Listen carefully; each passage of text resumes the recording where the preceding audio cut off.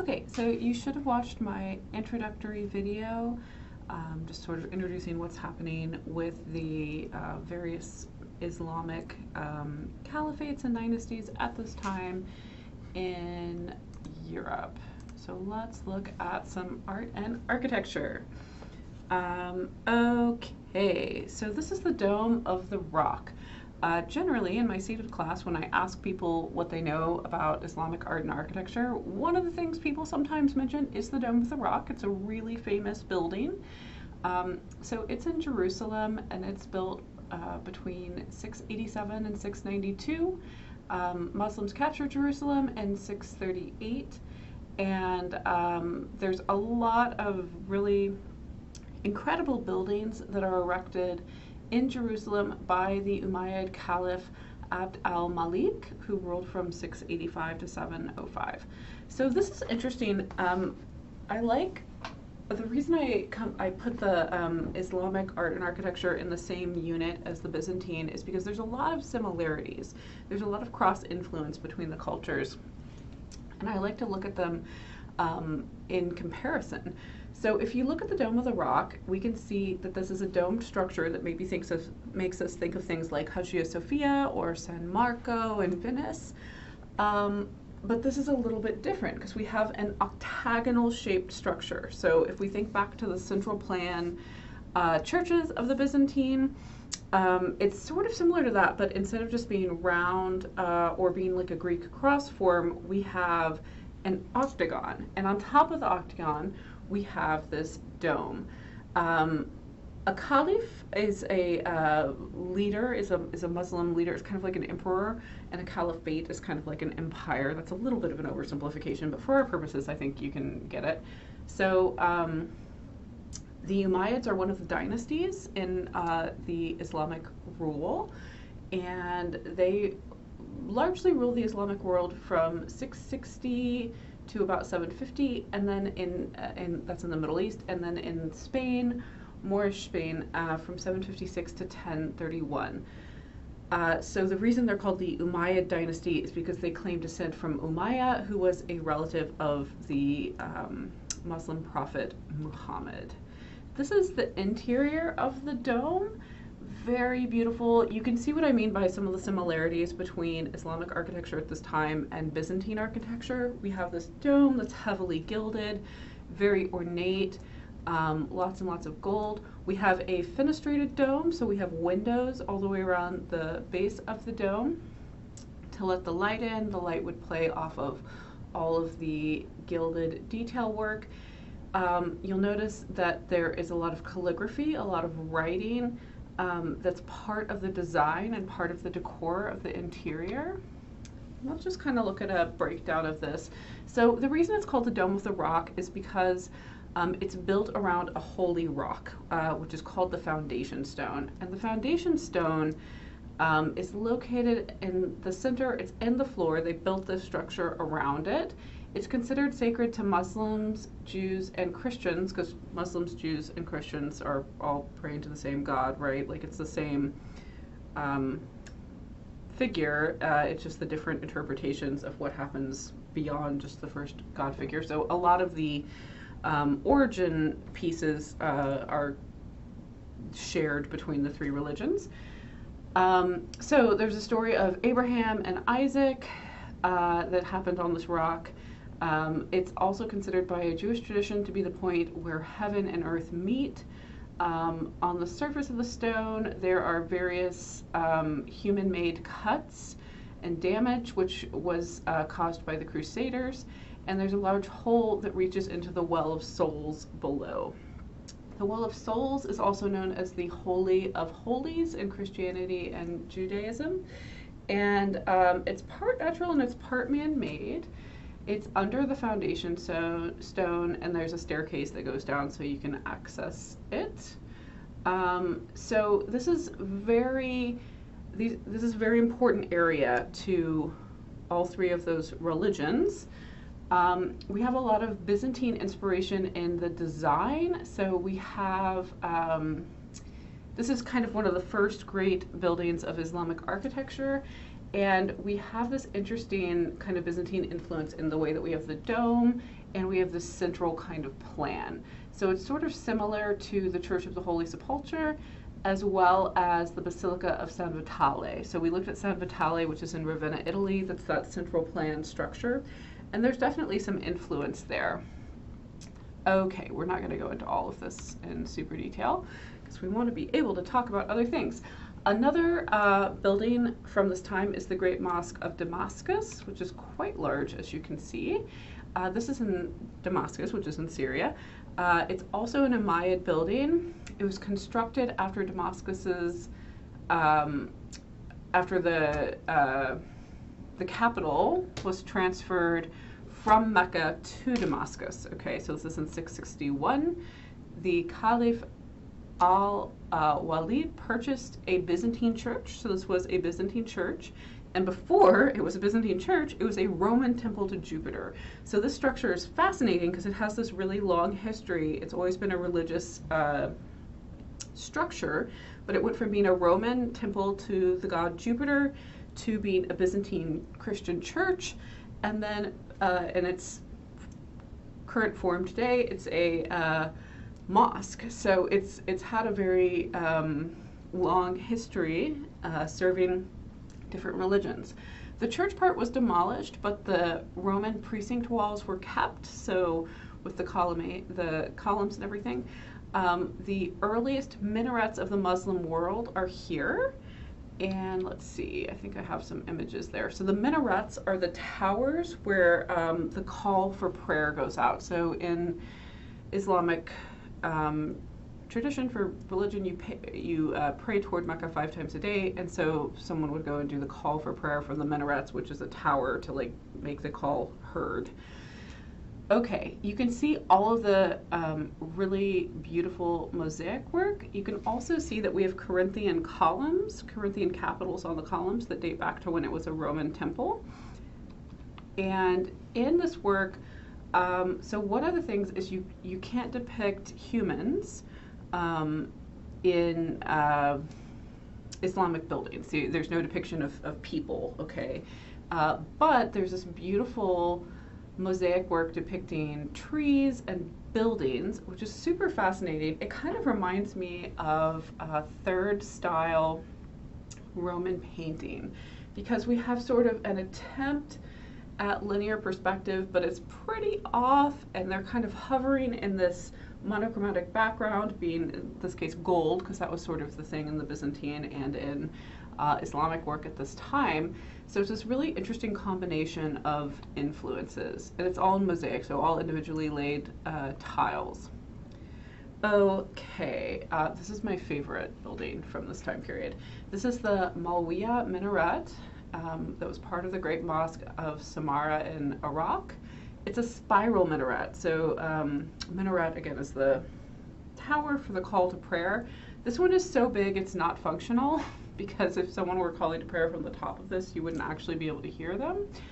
Samarra, Iraq, was the capital of the Abbasid Caliph al-Mutawakkil, who reigned from 847 to 861.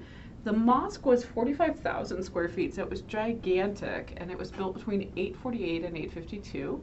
At the time of its construction, it was the largest mosque in the world. This is my favorite part about this. So Malwiya means snail shell. So the name of this minaret is the snail shell minaret because it spirals like a snail shell, which I think is kind of fabulous. I really like that.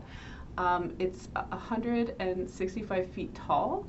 And this structure was inspirational not just to people in the Muslim world and architects of future structures, but it was also becomes the inspiration for some of the European descriptions and illuminated manuscript depictions of the Tower of Babel, which is this kind of apocryphal biblical tale. And so this structure you actually can see in illuminated manuscripts as sort of the blueprint for what the Tower of Babel may have looked like. All right, so now let's hop over to Spain. So this is the Mezquita, which just means the Great Mosque.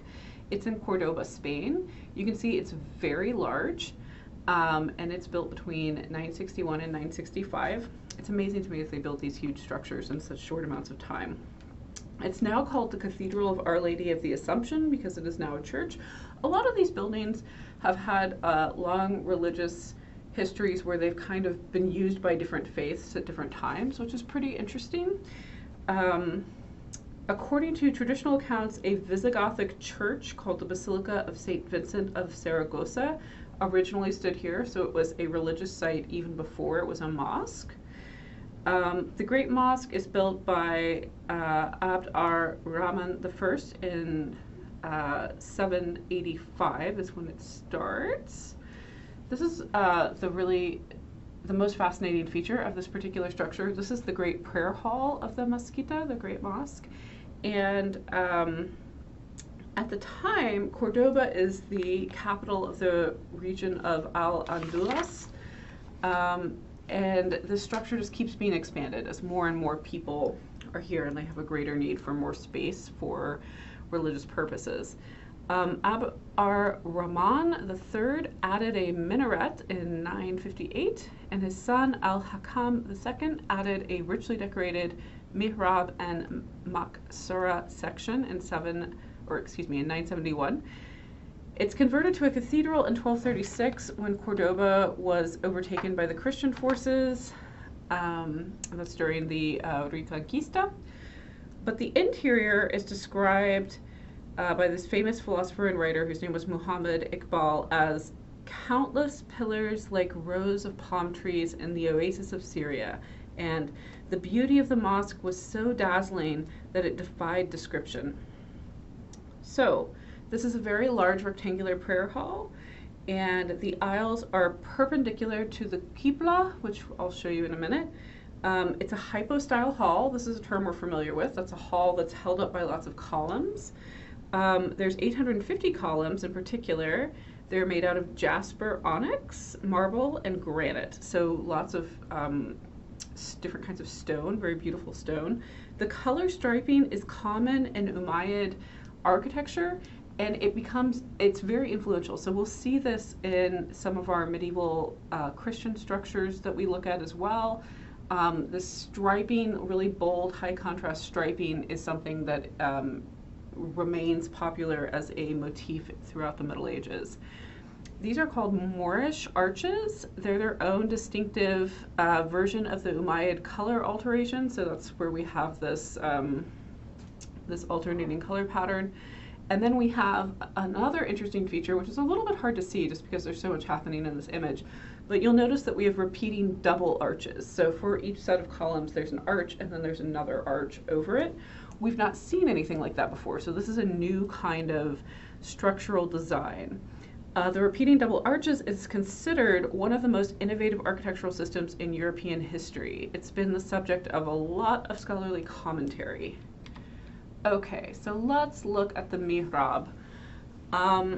The mihrab is a niche, so like a little niche, a little concave area that symbolizes the direction of prayer. So it shows you which way to pray so that you're praying toward Mecca. Sometimes they're fairly simple and sometimes they're very ornate. This one is very ornate, obviously. So this one has a dome over it. That's what we're looking at here. And the dome rests on an octagonal base, which reminds us of the Dome of the Rock. So we see that Umayyad kind of structural influence coming from the Middle East into Spain. This is originally built by Abd al-Rahman I, and that's the only Umayyad notable leader to escape the Abbasid massacre of his clan in Syria. So he escapes when the Abbasids are taking over from the Umayyads in the Middle East and flees westward and goes to Spain. This is, okay, so we have 514 columns with this double-tiered arch system. In 961, Al-Hakam II had over 400,000 volumes in his library, and he renovates the mosque to expand the prayer hall, adding the domes, and also constructs big gates, and also adds a lot of space for this library. It's a very beautiful thing. This is the Mirad, which is actually right adjacent to the maqsura, which is an area reserved for the emir or caliph during prayer. One of the things that you'll notice at the base around this dome, we have these arches that have this kind of scalloped edge. So horseshoe arches that come up and come out at the bottom like the shape of a horseshoe. And then they also have these lobes. So that's called a polylobed arch. And specifically, this is a polylobed horseshoe arch. Which is very, we're going to see a lot of those. They're very much a part of the Moorish Islamic style. Okay, let's look at other things beyond architecture. So this is the Pixis of Al-Maghira. It was made in 968. So it is carved out of ivory. It's at the Louvre in Paris.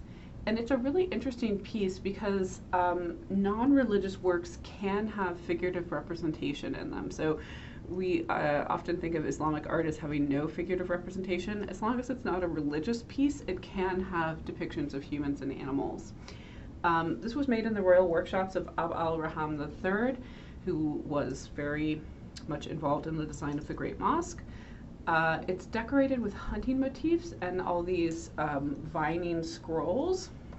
It belonged to Al-Maghira, that's the caliph's son. And a Pixis is just a cylindrical box with a lid that you would keep your personal possessions in. A lot of times a Pixis it holds your hygiene materials, like your scented waters and things like this. Really lovely detail. You can see that it's a little bit flattened and the people and the animals are a little bit abstracted, kind of like what we see in the Byzantine work at this time. This is a ewer. So this, let's see. Oh, wait, I'm sorry. When I go off my notes, I lose my place and forget to say things sometimes.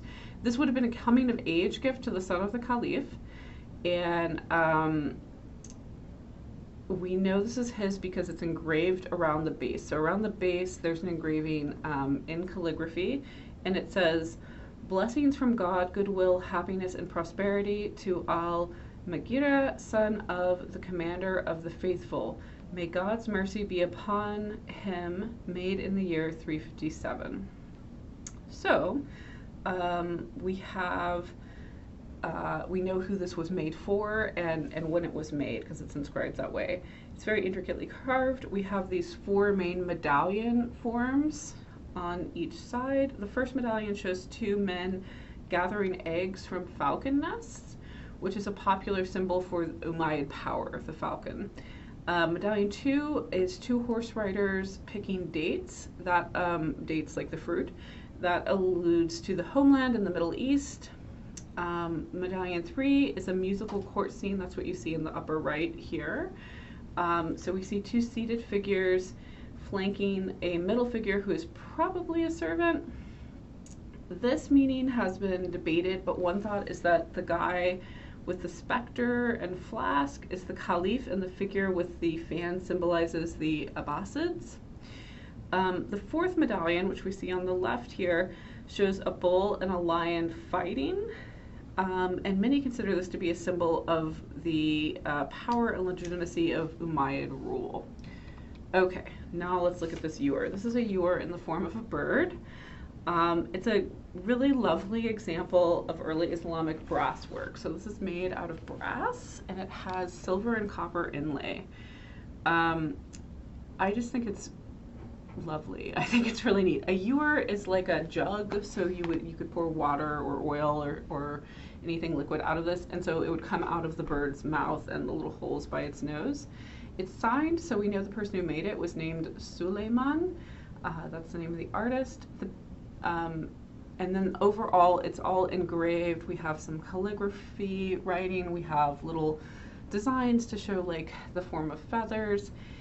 And as I said, the whole thing is cast brass, and then it was inlaid with silver and copper.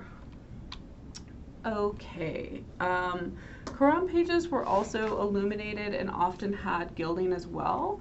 The art of calligraphy is also important to Islamic artistic traditions. So the illumination of the Quran is a little different than the illumination of Christian religious works, because in Islamic religious pieces there's no portrayal of people. That's against their beliefs.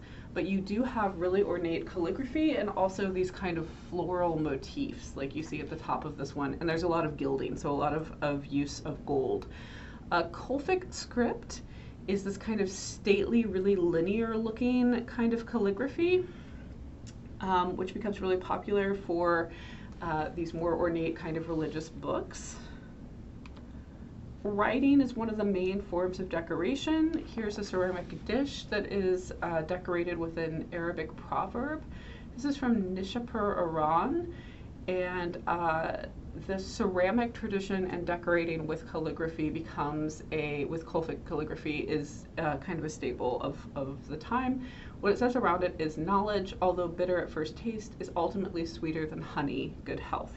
So potters in Nishapur, Iran and Samarkand, Uzbekistan developed this simple but elegant kind of decor for glazed earthenware ceramic dishes. And this is all called Samarkand ware collectively, is what this kind of style with the Colfic calligraphy is called. Okay, next we'll look at later Islamic art.